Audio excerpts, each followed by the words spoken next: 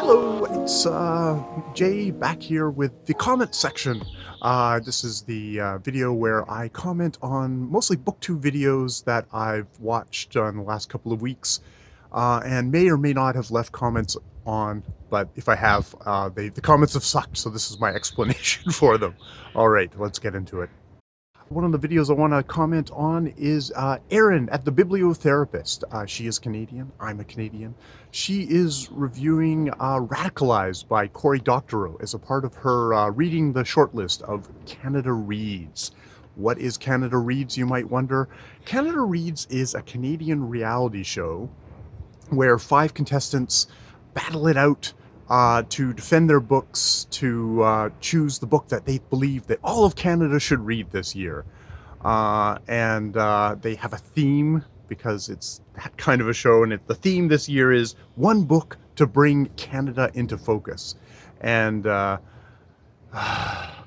had a little bonding moment when Shawn the Book Maniac probably mentioned Erin, and one of her probably announcement for the Canada Reads thing, and how much he loathes the Canada Reads format. And I think I come down on the same case, but and I was thinking about that this week as she reviewed Radicalized by Cory Doctorow, which is one of the books that's up for contention in Canada Reads. You can go to take a look at Erin's review of the book. Yeah, I'd totally recommend you actually go and see her review. But it got me sparked off because, you know, it's a part of Canada Reads, so I thought I would just, you know, rather than bother Erin, me kind of venting about Canada Reads, I thought I'd vent here. Though actually, what I did is, because I was trying to be a semi-responsible commentator, I went over and watched the interview with the contestants. They appeared on the CBC radio on a show called Q. But they got interviewed there, and it was like, you know, they introduced their books and they talked to each other. And I don't know, the penny drop for me of, oh, this isn't really about books. This is just a reality show that happens to have books in it. And there's also a mix of, they want Canada to come into focus. They want us to be proud about Canada, which, as a red-blooded Canadian, immediately gives me distrust and puts me on the other side of, like, well, what about all the shitty stuff about Canada that we really should not be proud of? And all the, you know, that kind of stuff, but which, you know, some of the books actually are probably kind of addressing issues like that. But the main thing I got from it is, like, oh, this is a reality show. You know, they're already, like, within that interview, they were talking kind of jokingly, but probably not so jokingly, about forming alliances and things like that. It's a reality show, and it could be, if you could pull the books out of the equation and my own emotional content of loving books and of having conflicted feelings whenever anyone tries to do kind of nationalism, kind of rah-rah Canada kind of stuff, that really turns me off. If you pull that out of the equation, it's a reality show. And I am not what you would call one of those highbrow people who don't enjoy reality shows. Ooh, Netflix has The Circle, which that's like, wow, that's my idea of a fun silly reality show. And it's a reality show about the construct of social media and how we want everybody to like us and getting likes and all that sort of stuff. Being a popularity contest, which was great for a reality show. It was like a perfect marriage. Canada Reads is a reality show.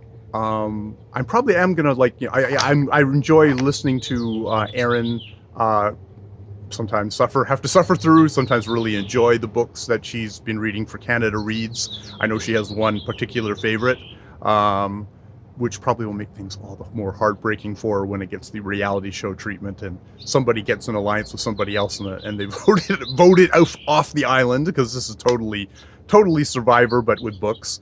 Yes, so I'm gonna watch Erin. I might actually tune into Canada Reads and just say, okay, this is a reality show. I'm not even gonna look at these things as books. This is just chips getting pushed around the thing. Unfortunately, I will get triggered. I will get triggered because it's like, no, these are books. And and oh God, stupid alliances and dumb stuff like that have nothing to do with the thing. And especially just the idea of the whole thing of nationalism, of like, oh, this is a book that represents Canada, that brings Canada into focus, or is an issue book. It's an important issue. And oh, the book might not be written that well, but it's an important issue. It's like all this sort of stuff really bothers me. But that's also, it's a way that people view books. It's just not the way I view books. The whole thing of having an issue, having it being kind of a worthy issue, and it's important representation. You see, I go back and forth on stuff like this, and I can waffle on it forever and ever. There are important stories to be heard, and that would be vital, but they have to be told well, in some way, and that engage me. And it can't be like Cory Doctorow, to use what to me seems like a fairly neutral thing, of him dressing up kind of like what I think are nonfiction essays in fictional form. That's not something that's for me, but it might be for other people. But it's not. Yeah, it's not. That doesn't seem to me to be. It's different. What people have for different, like, sometimes people read for information. Though if I read for information, I'll just read the nonfiction.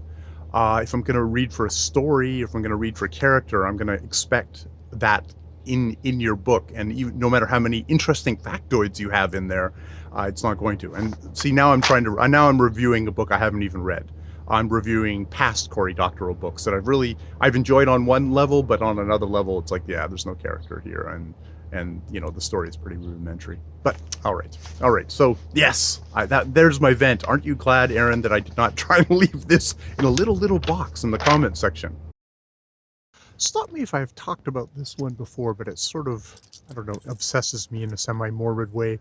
I was listening to this podcast that I enjoy, Hello Internet, with CPG Grey and Brady Haran, who are both YouTubers, and they were talking about death videos, or like, would you make a video to be released upon your death? And they're both sort of ended up on the opinion that probably no, it's not like I'm going to do a video of, hello, I am speaking to you from beyond the grave. But what I was thinking about is that oftentimes my pattern of releasing videos is I'll get the video uploaded as private, check and make sure it's doing okay, and then I will I'll schedule it to release sort of a little bit later on. Usually it's like I'm off to work, I'm gonna bike to work, or I'm biking home from work, and I maybe did a little bit of the final little description box stuff at work, maybe on my break, and then I'll just schedule it for, like, so sometime when I'm like out and about on the way home, it'll release as public, and it's sort of, in a way, it's a way of going like, well, if anything happens to me, this video will still get published, and it'll be there. It won't just kind of lie dormant on my channel and never to be seen by anyone because I'm dead. Which is, I guess, kind of morbid. On the non-morbid side, I sort of think of it as part of this YouTube channel is I just do because it's something of me, and it's something of me that I'm, however fleetingly I am producing, I'm creating. So yeah. So it's not morbid. It's creativity, my expression of creativity, and my speaking from beyond the grave. Here, let me comment on a video that I did not leave a comment on, but which was good food for thought, which was Shawn the Book Maniac and his Friday Reads, Friday Reads books with a digression in the middle, and it's the digression in the middle that definitely has stayed with me. Shawn talked about how in Canada at the moment we're having protests about the pipelines that are being laid across native lands, and particularly the native peoples who are protesting it. Shawn was like, okay, I don't usually do kind of political stuff on here, but this had been really a wake-up call to him that Canada kind of sucks in a lot of ways. It's this thing about the natural gas pipelines getting laid across native land that has been ruled as actually, has never been not native land, has never been a part of Canada. And the disruptions that have been taking place, the political protests that have been taking place, the railways here in Victoria, protests at the legislature, blockages, some bridges, stuff like that, had been kind of a wake up call. And it's one of these. It's a perfect confluence of all the things about Canada, of our treatment of the native populations here. Of that Canada is a resource country. It's based on resources. And it's basically been based on um, kicking native peoples off those lands to extract the resources and exploit them. Resources such as natural gas, oil, mining, lumber, which is shitty for the environment and has been rapidly catching up with the planet as we've been going on. And Canada is a big part of that, and a big bad actor in all of that, and not a force for particularly any progress, either with kind of trying to come to some kind of reparations, some kind of reconciliation, a word that has gotten used by various political actors, probably in a way to try and appeal to white voters like myself, who think, oh, we're finally gonna be nice to those native peoples, and we're not. It was just it's been a lot of it seems to have been just empty words, and when they get in the way of what is the actual business of Canada, which is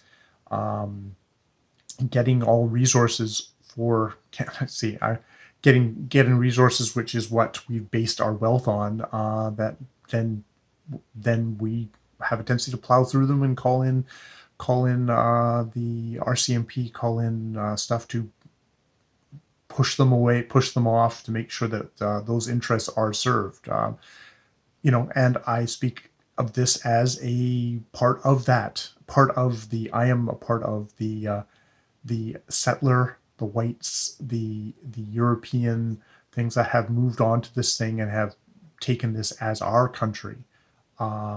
Which, I mean, it is, Canada is my country, but it's a country that's based on that we conquered or even didn't conquer the people that were there and just shoved them out of the way. Saying conquered is probably the wrong word. I'm an intensely ignorant person on a lot of the stuff that happens into my own country, which is, it's unpleasant stuff that a lot of times it's much easier just to kind of like, it gets pushed off to the side. There was a thing in our newspapers of like, oh, is this, all these protests, they're disrupting, making Canada broken? It's like, no, Canada's sort of operating as how it has been from the very beginning, which is doing this sort of stuff. I guess why I bring all this up is it's been a thoughtful thing on this. Like, I have a booktube channel. I talk about books. I try not to go into politics just because I'm pretty ignorant, and I come from a very just my very own narrow perspective, and I don't know if I particularly bring anything new or interesting to the table. Um, so, as always, I'm going to try and keep this a books channel. But I can do what I hope is one of my goals, one of my the underlying reason for this, for me doing this channel, is to try and educate myself, make myself a little less ignorant through reading, uh, whether that's fiction or nonfiction. I think both are ways of trying to gain perspectives.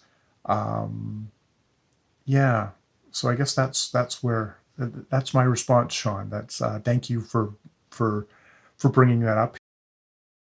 Olive at abookolive had a really cool video about let's talk about spoilers. So let's talk about spoilers. She talked about on that how everyone has sort of their different view of what constitutes spoilers in like a book review or just a book chat. I have a feeling, and she does a really good kind of balanced kind of talk about that. And you should definitely check out her video for that. For myself, I have a feeling I kind of wander over onto the I don't really consider a lot of things spoilers. There's a couple of books that I will. A Fingersmith is a good example of, like, this is a book where I think you should talk talking about that book. The less you talk about the book, the better. And I think because I do a review of the book, but it basically say don't watch my review unless you've read the book. It's a really great book. I would say that here. Really great book set in Victorian England. Great female stories in that book, written by Sarah Waters. Great, wonderful book, made into a really interesting Korean movie, The Handmaiden, which is also really good, but I'm not going to say anything more about that. But so yeah, that's probably my kind of the height of spoilers. But for a lot of times for books, most times I don't think I can actually spoil a book. It's, I'm not great at describing them. I do have a tendency to fall into plot summary in my reviews, which I'm trying to get better at, trying to do a better, just that, I need to work on just getting the barest amount of information to the reader so that I can then talk about the book and talk about all the stuff I'm interested. Of course, I'm a plot guy a lot of times, a plot and character guy, so I want to talk about those things, and I want to think about those things. Sometimes I wonder what kind of reviewer I am, because I'm not the kind of person who goes, that book is great, you should check it out. It's like, I'm the kind of person who's like, that book was great, and I want to think about it, and I want to talk about the various things about it, and just kind of try and figure it out a lot of times on camera. Sometimes I turn on the camera too early, and you see me struggling.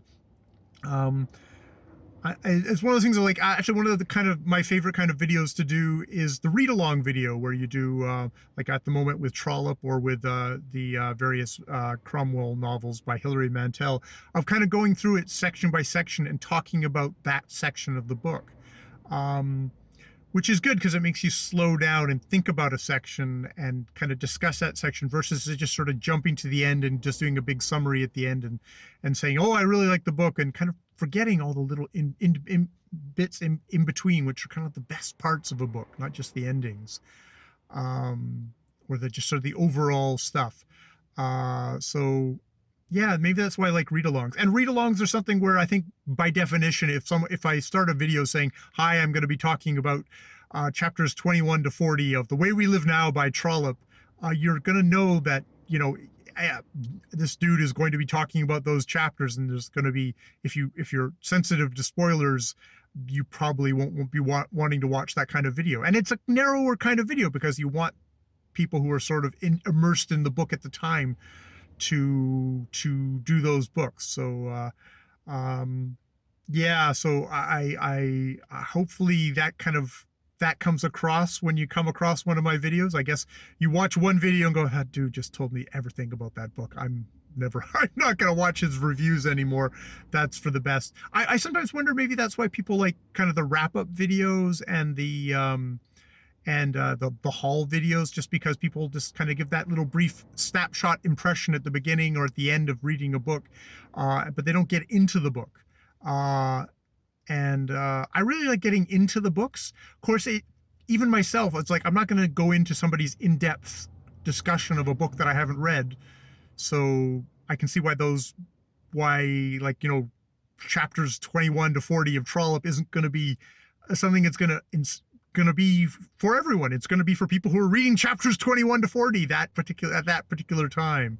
Spoilers! Beware! Spoilers! Thanks for watching this roundup of me commenting on videos. Always remember, you can be like Mary and Ryan, who commented on one of my videos, loved this novel, great chat, and that made me feel quite wonderful. And that was really enough. That was really enough. You don't need to make 20-minute long videos going into great depth on stuff to probably bring a lot of joy to people who are making videos on BookTube, which is a lesson I am continually failing to learn. So And yes, there'll be links down below to all the videos that I have talked about. I really encourage you to check them out if you haven't already. Yeah. Comments, the comment section number 2, done.